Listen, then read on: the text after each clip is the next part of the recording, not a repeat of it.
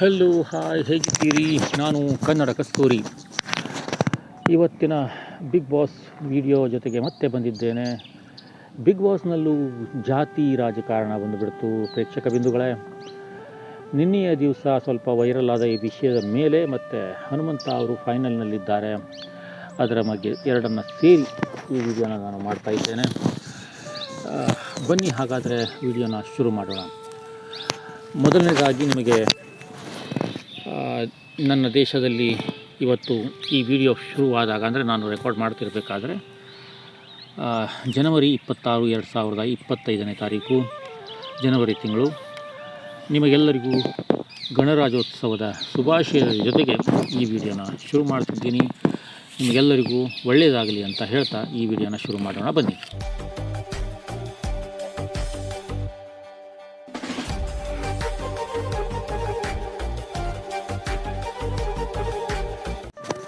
ಹೌದು ಪ್ರೇಕ್ಷಕ ಬಿಂದುಗಳೇ, ಬಿಗ್ ಬಾಸ್ನಲ್ಲೂ ಕೂಡ ಪರಿಶಿಷ್ಟ ಜಾತಿ ಜನಾಂಗ ಬಂದುಬಿಡ್ತು ನೋಡಿ. ನಿನ್ನೆಯ ದಿನ ಬಿಗ್ ಬಾಸ್ನಲ್ಲಿ ಹಿಂದೆ, ಅಂದರೆ ಇದೇ ಸೀಸನ್ನಲ್ಲಿ ಕಂಟೆಸ್ಟೆಂಟ್ ಆಗಿ ಹೊರಗಡೆ ಹೋದಂತಹ ಹಂಸ ಅವರು ಪರಿಶಿಷ್ಟ ಜಾತಿ ಪರಿಶಿಷ್ಟ ಜನಾಂಗಕ್ಕೆ ಮಾತ್ರ ಫಿನಾಲೆಯವರೆಗೆ ಹೋಗಲಿಕ್ಕೆ ಜನ ಇಷ್ಟಪಡ್ತಾರೆ ಅಥವಾ ಕರ್ಕೊಂಡು ಹೋಗ್ತಾರೆ ಅನ್ನುವಂಥ ಒಂದು ಮಾತನ್ನು ಸೋಷಿಯಲ್ ಮೀಡಿಯಾದಲ್ಲಿ ಹೇಳಿದ್ದಾರೆ. ಇದನ್ನು ಎಲ್ಲದರಲ್ಲೂ ತಪ್ಪು ಅಂತ ನಾನು ಹೇಳೋದಿಲ್ಲ. ಒಂದಿಷ್ಟು ವಿಷಯಗಳಲ್ಲಿ ಈ ಏನು ಟಾಪಿಕ್ ಇದೆ ಇದರ ಬಗ್ಗೆ ನಾನು ವಿಡಿಯೋನೇ ಮಾಡೋದಾದರೆ ಇನ್ನೊಂದು ವಿಡಿಯೋನ ಮಾಡ್ತೀನಿ.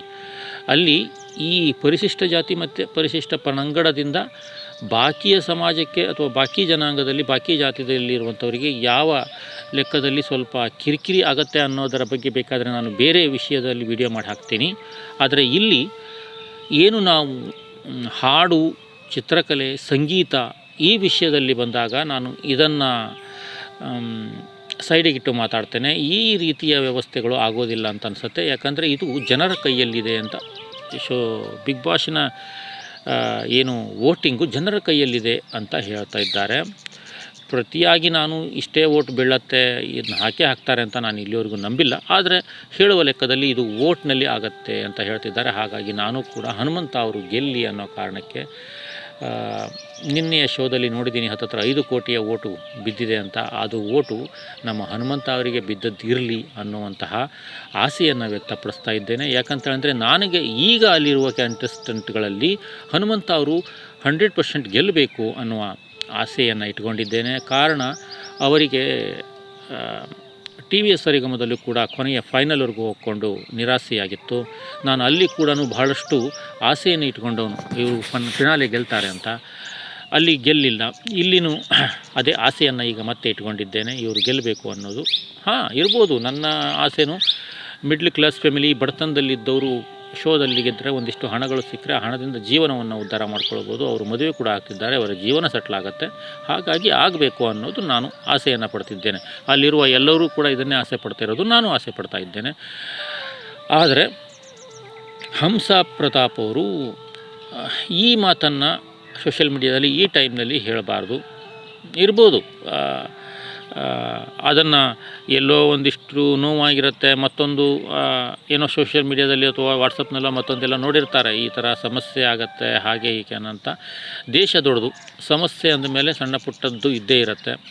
ಹಾಗಂತ ಅದು ಚಿತ್ರರಂಗದಲ್ಲೂ ಅದನ್ನು ನೀವು ಇಲ್ಲ ಅಂತ ಅಲ್ಲಗಳೆಯುವಂತಿಲ್ಲ. ಆದರೆ ಶೋಗಳಲ್ಲಿ, ಈ ಬಿಗ್ ಬಾಸ್ ಶೋದಲ್ಲಿ ಅದು ಆಗಿಲ್ಲ. ಇದನ್ನು ಜನ ವೋಟ್ ಹಾಕಿದ್ದಾರೆ, ಆ ವೋಟಿನ ಮುಖಾಂತರವಾಗಿ ಗೆದ್ದು ಬರ್ತಾ ಇದ್ದಾರೆ ಒಬ್ಬ ಕಂಟೆಸ್ಟೆಂಟ್ ಅದರಿಂದ. ಹಾಗಾಗಿ ತಿಳುವಳಿಕೆ ಇಲ್ಲದೇ ಈಗ ಒಂದಿಷ್ಟು ವಿಷಯಗಳನ್ನು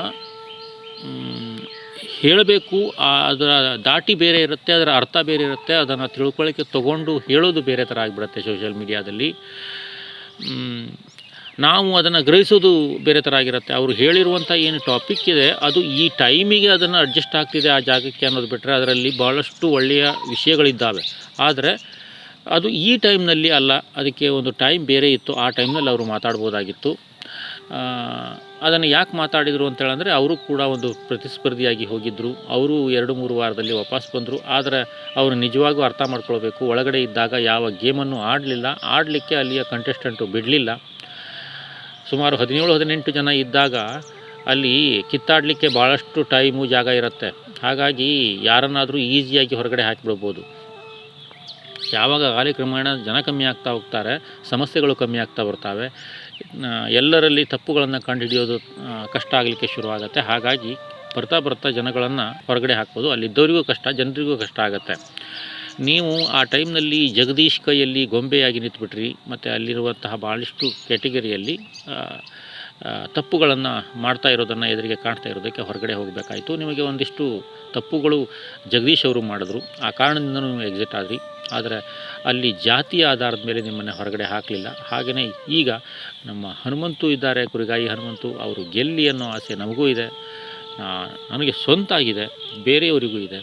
ಆ 5 ಕೋಟಿಯ ಓಟು ಏನು ಬಿದ್ದಿದೆ, ಆ ಓಟು ಇವರಿಗೆ ಬಿದ್ದಿರುತ್ತೆ ಅಂತ ನಂಬಿಕೊಂಡು ನಾನು ಕಾಯ್ತಾ ಇದ್ದೇನೆ ಫಿನಾಲಿಯ ವಿನ್ನರ್ ಆಗೋದಕ್ಕೆ, ಯಾರು ಆಗ್ತಾರೆ ಅನ್ನೋದು. ಯಾಕಂದರೆ ನನಗೆ ಒಂದು ಲೆಕ್ಕದಲ್ಲಿ ಒಂದು ಹೃದಯದ ಯಾವುದೋ ಒಂದು ಜಾಗದಲ್ಲಿ ಭರವಸೆ ಇದೆ ಅವರೇ ಗೆಲ್ತಾರೆ ಅಂತ. ಆದರೆ ಗ್ಯಾರಂಟಿ ವಿನ್ನರ್ ಘೋಷಣೆ ಆಗಬೇಕಲ್ವ. ನಿನ್ನೆಯ ದಿನ ನೀವು ಒಂದು ಪೋಸ್ಟನ್ನು ಹಾಕ್ತೀನಿ ನಾನು, ಏನು ರಜತ್ ಅವರು 5ನೇ ಕಂಟೆಸ್ಟೆಂಟ್ ಆಗಿ ಹೊರಗಡೆ, 6ನೇ ಕಂಟೆಸ್ಟೆಂಟ್ ಆಗಿ ಹೊರಗಡೆ ಬರ್ತಿದ್ದರು ಅವರು ಅಂತ.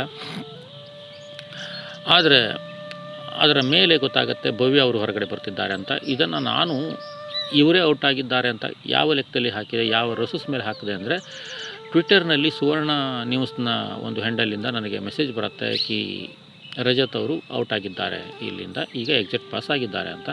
ಅದನ್ನು ನೋಡಿಕೊಂಡು ನಾನು ಈ ಪೋಸ್ಟನ್ನು ಶಾರ್ಟ್ಸ್ನ ಹಾಕ್ತೀನಿ. ಆದರೆ 700-800 ಜನ ನೋಡಿದ ಮೇಲೆ ಅನಿಸುತ್ತೆ, ಅಯ್ಯೋ ನಾನು ಸುಳ್ಳು ಹೇಳಿಬಿಟ್ಟೆ ಹಾಗಾದರೆ ಅಂತ. ಆಮೇಲೆ ಅದನ್ನು ತದ್ವಿರುದ್ಧವಾಗಿ ಶಾರ್ಟ್ಸ್ನ ಒಂದು ಟ್ವಿಟರ್ನಿಂದ ತೆಗೆದೆ ಅದನ್ನು ಕೂಡ ಹಾಕಿದೆ, ಈ ಥರ ನೋಡಿ ನಾನು ಇದನ್ನು ಹಾಕಿದ್ದೀನಿ ಅಂತ. ಇವತ್ತು ಭವ್ಯ ಅವರು ಎಕ್ಸಿಟ್ ಆಗಿದ್ದಾರೆ, ಇನ್ನು ಉಳಿದಂಥವರು ಒಳಗಡೆ ಇದ್ದಾರೆ. ಆದಷ್ಟು ಬೇಗ ನಮ್ಮ ಹನುಮಂತವರು ಈ ವಿನ್ನರ್ ಕಪ್ಪನ್ನು ತೆಗೆದುಕೊಂಡು ಹೊರಗೆ ಬರಲಿ ಅಂತ ಆಸೆಯನ್ನು ಇಟ್ಕೊಂಡು, ಜಾತಿ ಅದು ಇದು ಅನ್ನುವಂತಹ ಈ ಕೊಳಕು ವಿಷಯವನ್ನು, ಅಂದರೆ ಜಾತಿ ಕೊಳಕಲ್ಲ, ಅಂದರೆ ಈ ಟಾಪಿಕ್ ಏನಿದೆ ಈ ಟೈಮ್ನಲ್ಲಿ ತೊಗೊಂಡು ಬಂದು ಅವರು ಕಷ್ಟಪಟ್ಟು ಗೆದ್ದಂತಹ ಆ ಕಪ್ಪು ಮತ್ತು ಹಣವನ್ನು ಅದರಲ್ಲಿ ಜಾತಿಯಲ್ಲಿ ಅಳೆಯಬೇಡಿ. ಅವರು ಜೀವನವನ್ನು ಸಾಧನೆಯನ್ನು ಮಾಡಲಿ, ಬೆಳಗಲಿ, ಅವರು ಮದುವೆಯ ಸಾಂಸಾರಿಕ ಜೀವನ ಒಳ್ಳೆಯ ರೀತಿಯಲ್ಲಿ ಹೋಗಲಿ ಅಂತ ಆಸೆಯನ್ನು ಪಟ್ಕೊಂಡು ಅವರನ್ನು ಇವತ್ತು ಜನವರಿ 26ರ ದಿನ ಅವರಿಗೆ ವಿನ್ನಿಂಗ್ ಕಪ್ಪಿನ ಜೊತೆಗೆ ಹಣವೂ ಕೂಡ ದಕ್ಕಲಿ ಅಂತ ಆಸೆಯನ್ನು ಪಡಿ. ಎಲ್ಲರೂ ಅವರಿಗೆ ಶುಭಾಶಯನ್ನು ಕೋರಿ, ಹಾಗೆ ಅವರು ಬೆಳೀಲಿ ಅಂತ ಆಶೆಯನ್ನು ಪಡಲಿ ಅಂತ ನಾನು ಈ ವಿಷಯದಲ್ಲಿ, ಈ ವಿಡಿಯೋದಲ್ಲಿ ಜಾಸ್ತಿ ಏನು ಹೆಚ್ಚಾಗಿ ಮಾತಾಡೋದಿಲ್ಲ. ಅವರಿಗೆ ಒಳ್ಳೆಯದಾಗಲಿ ಅಂತ ಹೇಳೋದ್ರ ಜೊತೆಗೆ ಸ್ವತಂತ್ರ ದಿನ, ನಮ್ಮ ಗಣರಾಜ್ಯೋತ್ಸವ ದಿವಸದ ಶುಭಾಶಯಗಳನ್ನು ನಮ್ಮ ಪ್ರೇಕ್ಷಕ ಬಿಂದುಗಳಿಗೆ ಹೇಳ್ತಾ ಈ ವಿಡಿಯೋಗಳನ್ನು ಮುಗಿಸ್ತಾ ಇದ್ದೇನೆ. ಇಲ್ಲಿಗೆ ಕನ್ನಡ ಕಸ್ತೂರಿ ಬ್ರೋ ಕಡೆಯಿಂದ ಧನ್ಯವಾದ. Thank you.